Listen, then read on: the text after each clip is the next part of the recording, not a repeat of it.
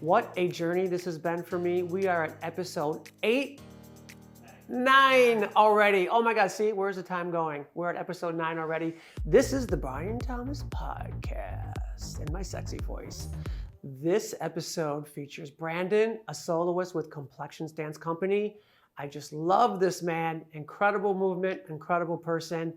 Please let me know your thoughts. DM me, subscribe, follow me, all those things people say at the end of these kind of things. But do it anyway so we can keep doing more. Peace out. Love you.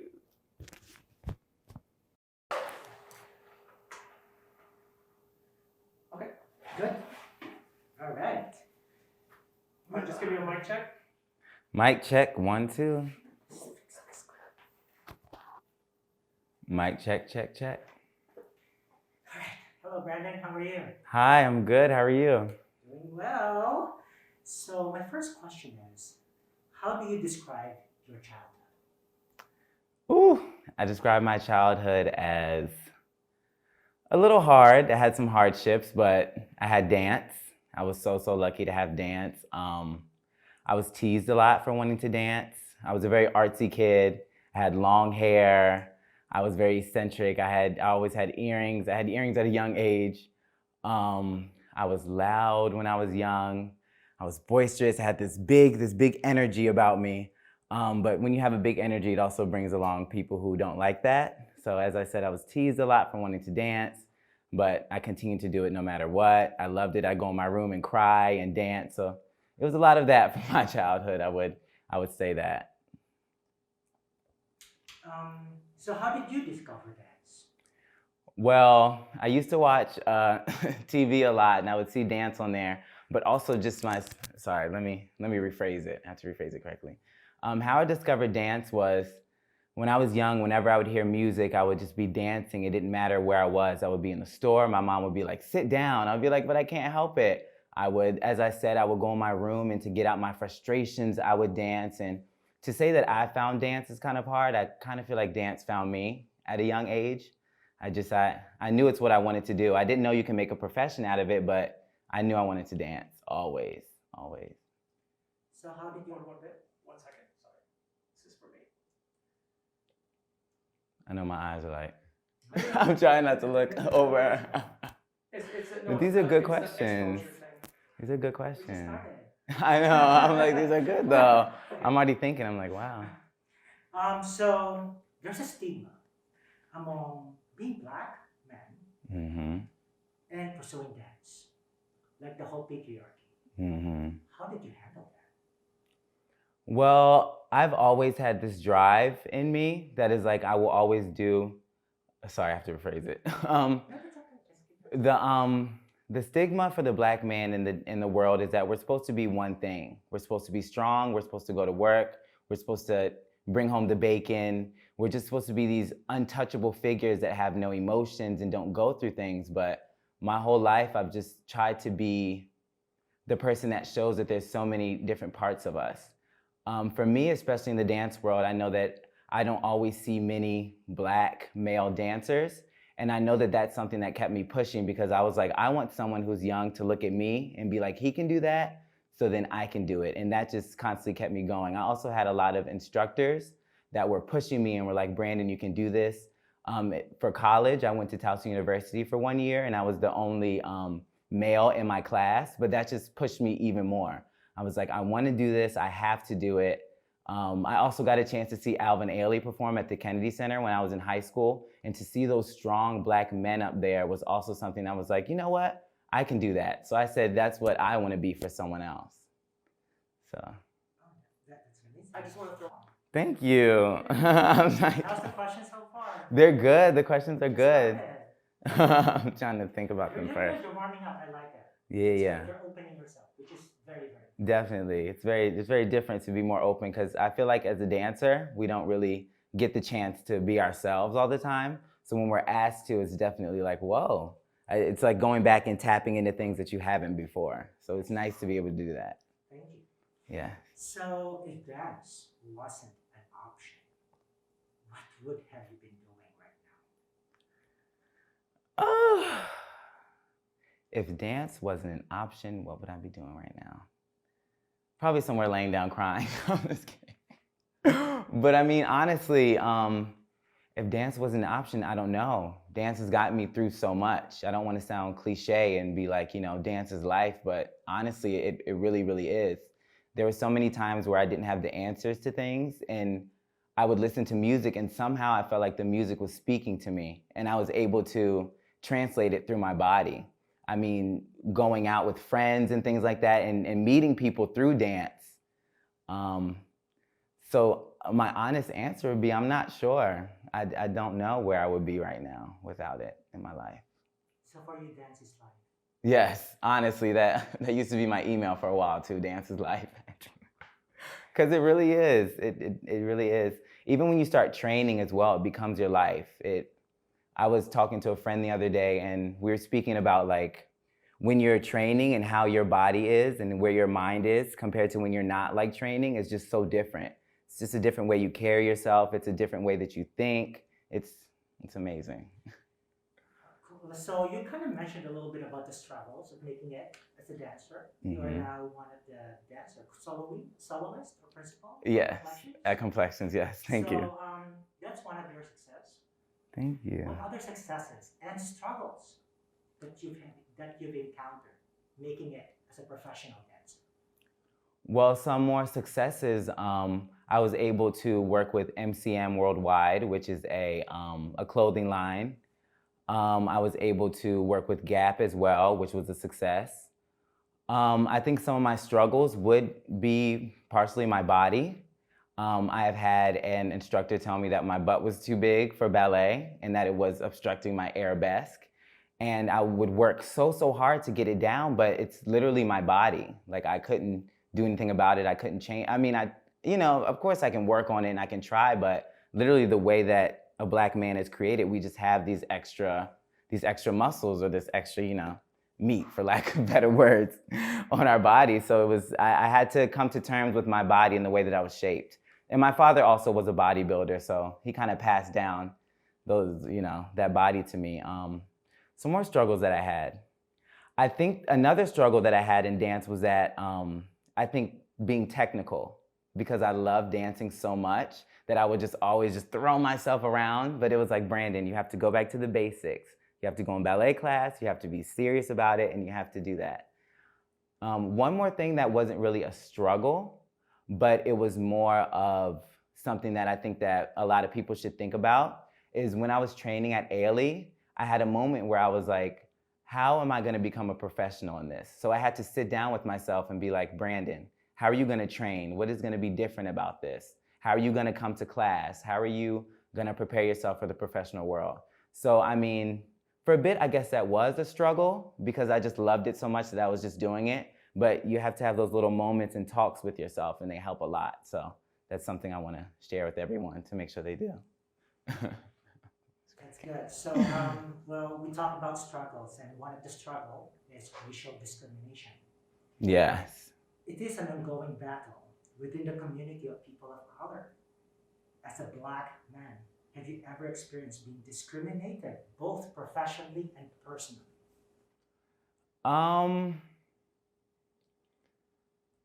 I have to say that as a dancer, whenever I tell someone that I'm a dancer, the first thing is, oh, you do hip hop. And I'm like, I do hip hop, but I'm also a contemporary ballet dancer. As I said before about my body, like I've definitely been discriminated against for my body. There's been specific roles that I know that I've wanted to go for, but I didn't get it because the role is predominantly for a white person or Caucasian person, for lack of better words.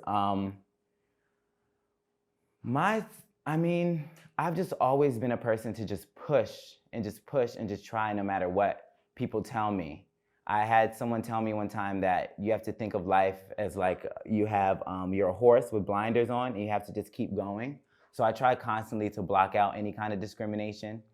I've been to ballet auditions and I know that as soon as I walk in, they're like, oh, a black boy, like he needs to dance in a specific way and he needs to be able to reach these standards.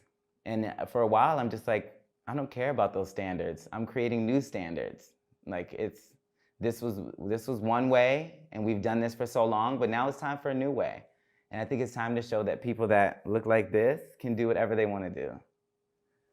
That's powerful. How about personally?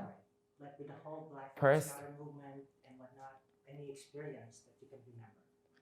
Well, I personally have been stopped by police before because they told me that I looked like I had weed on me. They said I looked like I did, but obviously that was just because I'm a person of color, because I did not.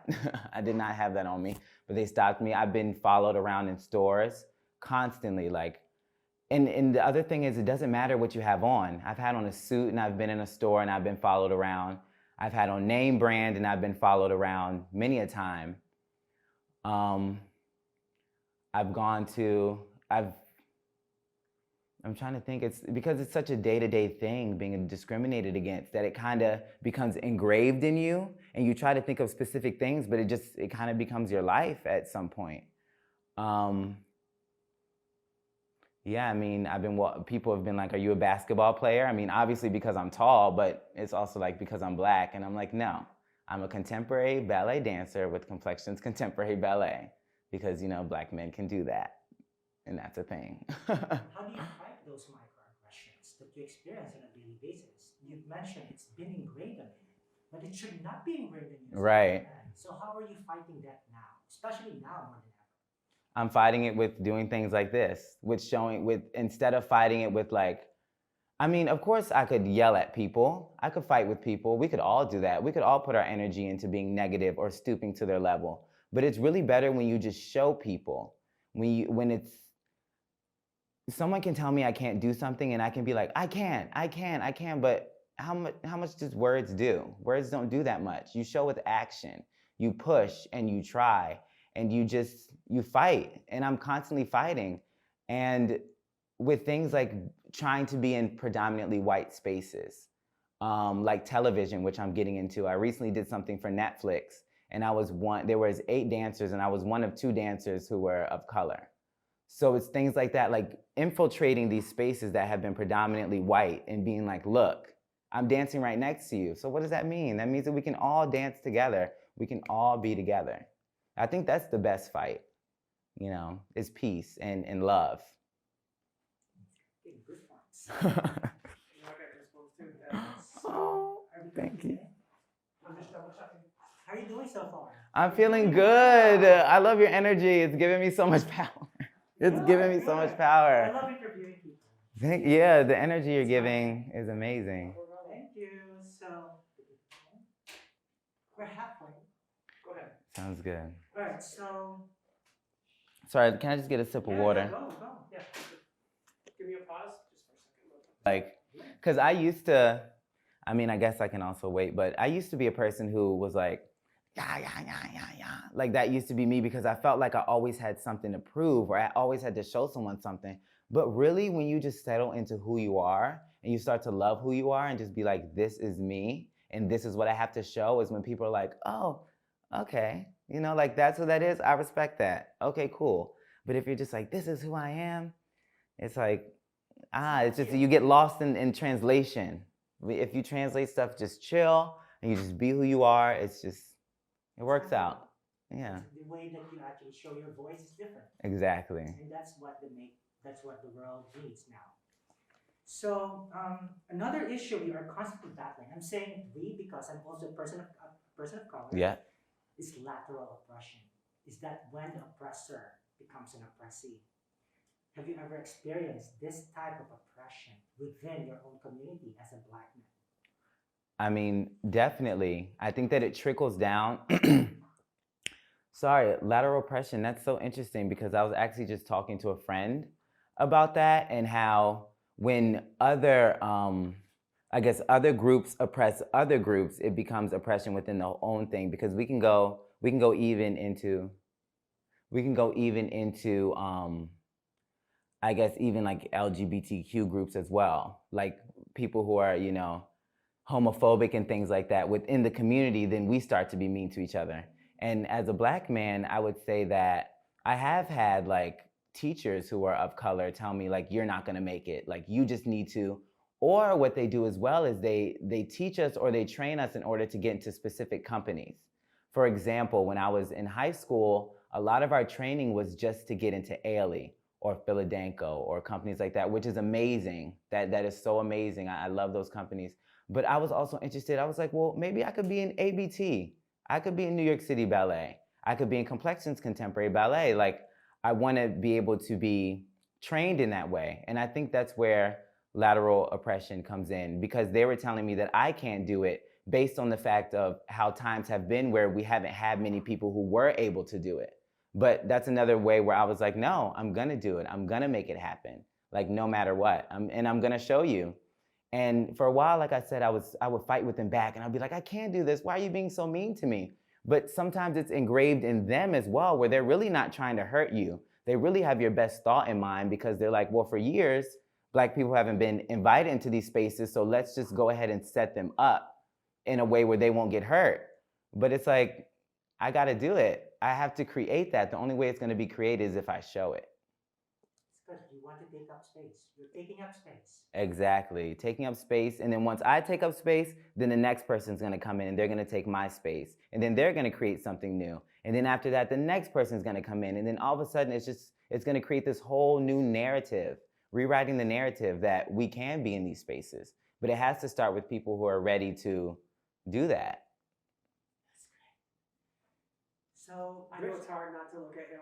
If I'm doing I that, know. that's just because I'm just reminding you. But you Got have to you, do that once got in a you. while. I Just was- want to let you know what that is. Sorry, It's I really hard. know, it's so hard because I wanna. We interviewed Jonte, and he couldn't do it. Jonte! I love He goes, Jonte. forget it. I'm looking over here. Literally, He couldn't do it. it's But so. you're doing great. You're doing Okay, amazing. Okay, sorry. I'm Just like, think of the kids you're talking to at home. got You you. know what I mean? Yeah. Okay, so there's a saying that when the inner conflict ends, peace begins. Mm-hmm. That said, where does Brandon stands between inner conflict and achieving peace from within, and why? That is an amazing question. I think that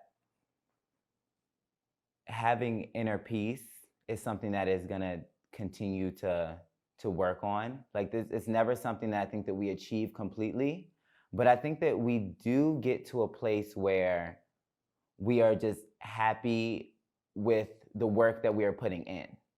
Like, I know for me, for myself personally, and the inner peace that I'm working on, I'm trying to get to a place where I am like, Brandon, you are working hard and you're doing everything in your power to do so. And I think that is where I am, and that's my inner peace, is knowing that every day I'm waking up and putting my best foot forward. And that's where, because things are gonna happen, like no matter what, things out of our control. I mean, look at COVID. Like, COVID came out of nowhere and we all weren't expecting it. But how you bounce back from it is really what creates inner peace, and being strong and knowing that the tools that I was given in life, I'm using to get to that next level. So where am I on the spectrum of inner peace? I'm getting close. I'm close. I feel it. I definitely do feel it, because I'm getting to a place where I'm ignoring all the outside things, and I'm starting to be like, I know what my purpose is here. It's not just for me. It's to help other people, and it's to inspire other people to be who they want to be. So It's a constant journey. constant journey. It never stops. It never stops. Now I want to segue more about sexuality.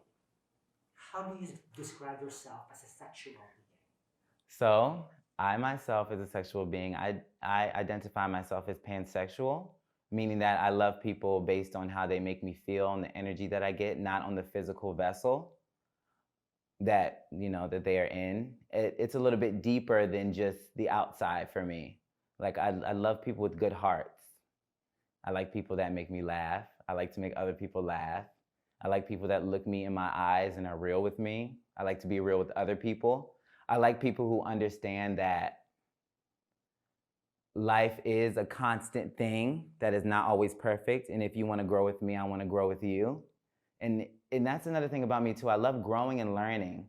So for me, that's something that really attracts me as well, are people who love to grow and learn. So That's great. So that's me basically, as as a pansexual being, you always have an attraction regardless of their gender identity. Right. Maybe So lesbian, gay, straight, female, trans. male, trans. So love is love. Love is love. I was also raised that way with my mother. My father wasn't much in my life. Well, he was in my life, but he didn't really know he didn't know how to be a father too well, just because he wasn't taught. I think that can kind of go into lateral oppression in a way too. He didn't really know how to be a father, so he was doing the best with what he could with the tools that he was given, but it just wasn't. But my mom has always been very, very supportive of me. She's always taught my sister and I just love is love. Like, if you care about someone and they care about you, and you're there for them and the love feels real, and it's something you feel. Like, for me, it's hard to just be like, I have a type or something like that. Sorry, it's hard to be like, I have a type or something like that, because it's just, now that doesn't mean that it's just, anybody. Like, I'm not just for anybody, but it takes a lot for me to be really connected to someone, because I have to feel that connection. Any success so far being in a relationship, you introducing yourself as being a pansexual being? Yes, I usually like to introduce myself as so, because I'm sure that a lot of the times when you say that you're open to love, it comes across as like you will just kind of be with anyone. But for me, it's the opposite. Like, I have to feel a connection in order to date you and to be in a relationship with you. I have to feel a hard thing, because it's hard out here too. You know what I mean? Like, it's about that connection for me, because there's so many people out here. There's so many vessels, but when you feel that thing, it's good. As someone who is so attached to emotions and also an empath, I do feel love a lot, or I do feel strong emotions a lot. But when it comes to like falling in love, I honestly feel like it is something that is constantly growing and changing. And one day you wake up next to someone and you're like, but it's like, love is choosing it and being like, why am I waking up like that? Is it me? Like, do I need to check myself? Is it the person that I'm with? It's something that is constantly changing. I saw your reaction. Thank you. Did you? Giggled a little bit. Okay, that's good. So Yeah. that's a good Yeah. sign. So if you have to leave just one legacy, what would it be and why? If I had to leave one legacy, pirouettes are hard. I'm just kidding. No, just if I have to leave my one legacy, to do you, so like what would I want to leave behind? You have to put it in a time capsule. And Gotcha. like people will discover it years from now. Oh, that's an amazing question.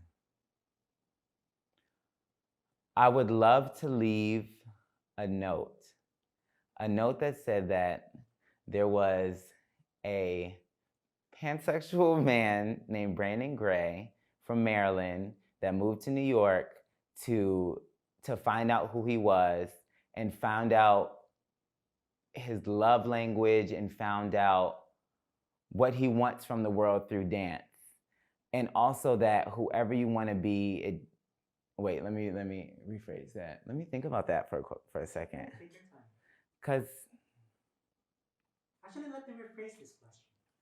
What is your message for all the black boys, black kids, nice who you. aspires to be a dancer? My message for all black kids and all kids of color is that you can be whoever you want. Do not let anyone tell you that you can't be who you want to be. If you get up every morning and you say, I'm going to do this and I'm going to put my best foot forward, you do that.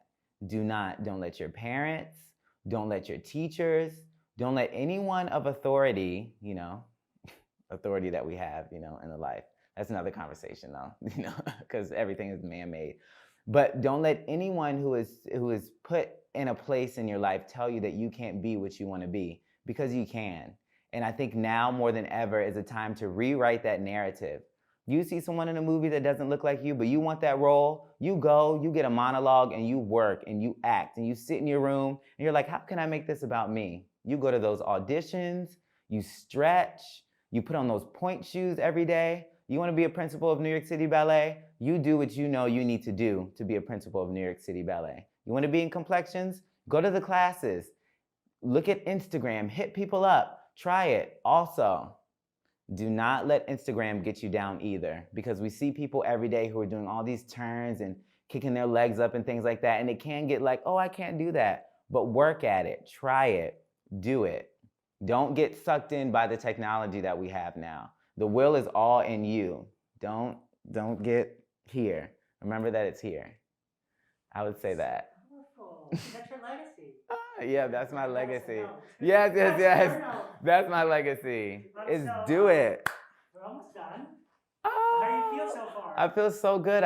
You feel free? Yes, I feel free. I can't wait for this to come out. Yeah. I don't want to cry. So, I feel really free. So now I'm about to ask Feel good. you. This is your opportunity. Like, what is your message? You're pretty close to your mom, I should mention. You said to my mom? To your mother. Yes. What is your message to your mom? Oh, my message to my mom. Oh, wow. That I love her so much. And I love my mom so much. And I know that being an artist, I was a lot growing up. And I've always had just a lot going on in my head just as a person. But I've always, tried to be the best son to her. And I'm very, very thankful for all the things that she's done for me, all the sacrifices that she's made for me. She's picked up her life and moved it for me when I was training in high school. I went to Duke Ellington 9th and 10th grade year, and then I left 11th grade year so I could study harder in Vaganova technique. And my mom moved her life for me to Waldorf, Maryland, like in the middle of nowhere. My mother and my sister and my grandmother, because that's who raised me. All the women in my life, shout out. Love you.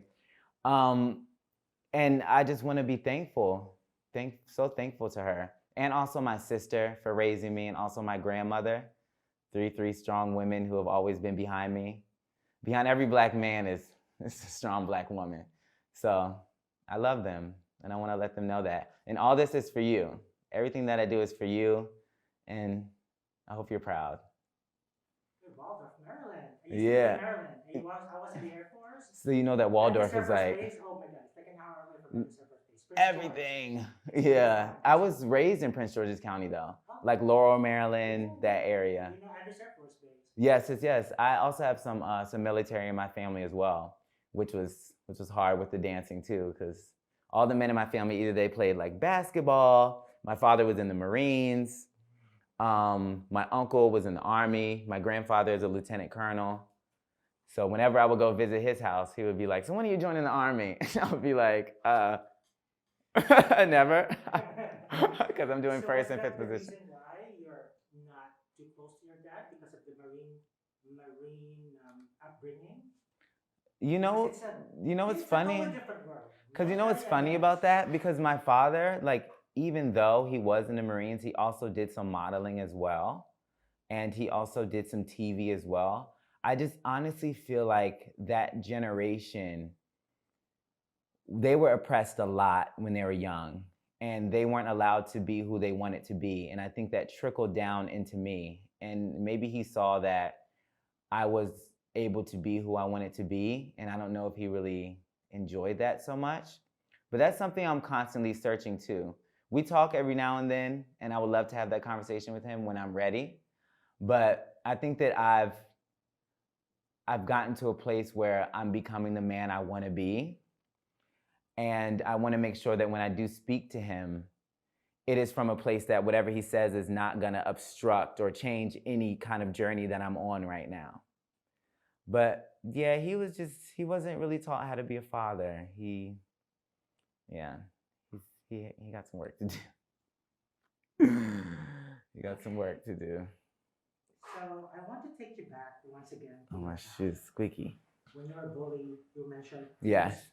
But this time, I want you to close your eyes for a moment and imagine the present Brandon being transported to the past to talk face to face with a 10-year-old Brandon. What would you say to that little Brandon? And slowly open your eyes. What would I say to 10-year-old Brandon? I would say, calm down, number one. I would say that in a world that doesn't really understand you, don't worry, because people will. and the thing that everyone is teasing you about, everyone will love you for one day. I would say that, having ADHD is not a bad thing. That energy that you have can be turned into something so beautiful. And I would say just wait 3 years, because you're going to go to Duke Ellington School of the Arts. I know in those times when you're going in your room and crying and dancing, it's okay, that's fine. Like, you can do that. That's not weird. The fact that you want to dance is not weird. It's beautiful. People love that. And keep going, Brandon. Like, don't stop. Like, other people might not get you, and sometimes it feels like your family doesn't even get you. But that's fine, because you have you, and you're gonna make it, buddy. Just keep pushing. I think that's what I would say to 10-year-old Brandon. That's beautiful. That's all my questions. That's great. Wow, these questions were amazing. Oh my God, I'm trying not to cry. Okay. I told you, right? Incredible. Brandon, you are incredible. We're just gonna keep moving with this. Episode 10 is next week. Very, very, very, very, very special. So check it out. Put it in your calendar. Like now, don't forget. I know you got things to do, but you have to be here.